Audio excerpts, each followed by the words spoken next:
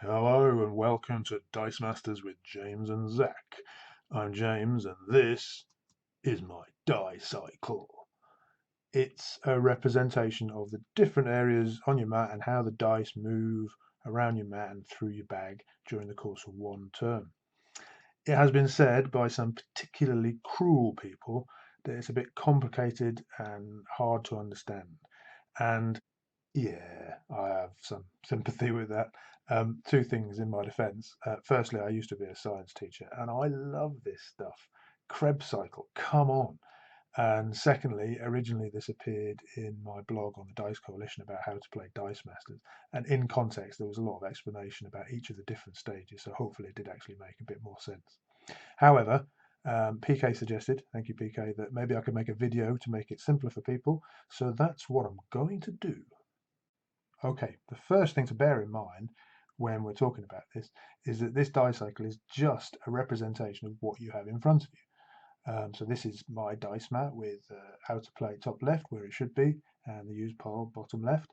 And if I overlay the die cycle, you can see the blue boxes are just the different areas on your dice mat and your bag. Okay, that said, let's crack on. So the first of the 5 steps in your turn is the clear and draw step. Uh, and the first thing you do in that is move any unused energy from a previous turn straight to the use pile. Having done that, you draw 4 dice from your bag. And if you can't draw 4 because you don't have enough in there, you refill the bag. Let's see that in action. This is me clearing, drawing some dice. How many have I got? I've got 3 dice, so I need to refill the bag, including the cleared die, and take 1 more for a total of 4. There we go. Maybe just 3 quick things to note. One, if this is the very first turn of the game, you have to set one of those 4 dice aside that you've drawn into out of play, and you just roll 3 in the next step. 2, if for any reason you can't draw 4 dice from your bag, even after you've refilled it from the use pile, you're going to take what's called bag burn. So you lose a life for every dice up to 4 you can't draw. But you do get a generic energy in return, so that's nice. And number 3, there are some rare effects which might cause you to have a die KO'd during your clear and draw step, such as the lockjaw shown there, but they're not very common. Right, let's move on to the next step, which is roll and re-roll. Pretty straightforward, this one. You take all the dice you pulled from your bag in the last step and you roll those together with anything that started the turn in your prep area. So maybe you used the Resurrection Global to prep a die last turn. You roll those and then you can re-roll any, all, or none of those one time. I'm going to re-roll that action die and 1 shield, and I'm again not going to get what I want. And then you place them into your reserve pool. Just a couple of things to note this time. You would not roll any dice that were added to your prep area during your clear and draw step, like from that lockjaw. They will remain in your prep area until the start of your next turn. And there are 1 or 2 effects like static, which might cause dice to be knocked out during your roll and re-roll step. Right, on to step 3, which is the main step. A lot going on here, but we can simplify it a little bit by looking at the things which can only really happen, with a few exceptions, during your main step, and that is buying dice and fielding ones that you've just rolled.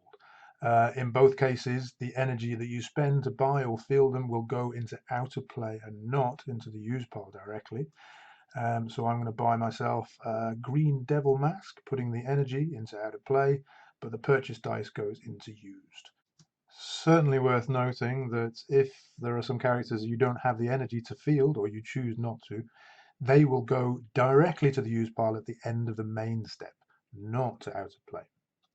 As well as buying and fielding things, there's a whole slew of stuff that you can do during the main step that you can also by and large do during the global window of the attack step. To give you some examples, we have pinging stuff with the magic missile global, which might knock them out. And we have prep globals like resurrection, which let you draw a die. And if your bag's empty, you're going to have to refill it. All of the energy for these globals will go out of play during your turn. See the other video for that.